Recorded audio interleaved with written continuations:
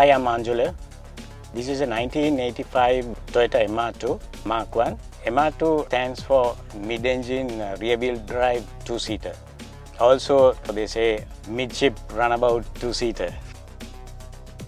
Early 70s, Toyota wanted to build affordable and economical sports car.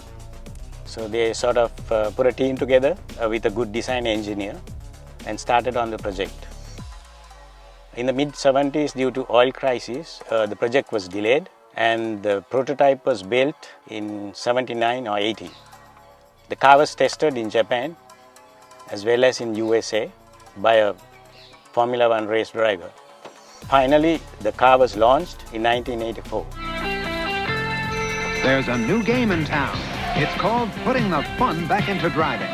Introducing the Toyota MR2 sports car, a mid-engine 16-valve fuel-injected playmate designed for the kind of performance that says, "Look out, here I come." MR2 Mark 1 was a grand success due to its styling and racetrack handling capabilities and sold to many countries. The car has come to the country brand new. I'm the second owner of this car. Basically, I have all the original shipping and clearing documents, including the handwritten cusdeck. When it comes to the interior, the original that I haven't done anything to the interior. I just want to keep it as standard as possible to maintain the value. It's a fun car to drive purely because of handling. To enjoy this car, you need to drive aggressively. Then you can get the maximum out of it. It has a 4-cylinder naturally aspirated engine coupled to a 5-speed gearbox.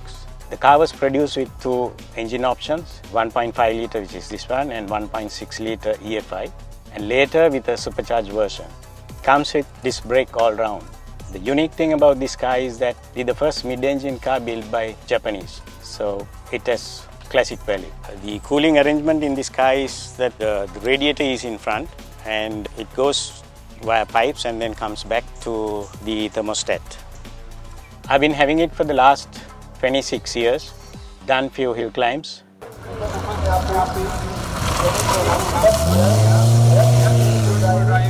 track days, and taken part in fun events organized by the Classic Car Club of Ceylon, which I really enjoyed.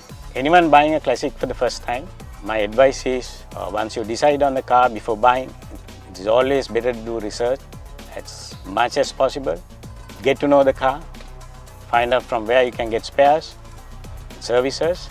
If not, when you start on the project, when you find that parts are hard to get, it can make your life miserable.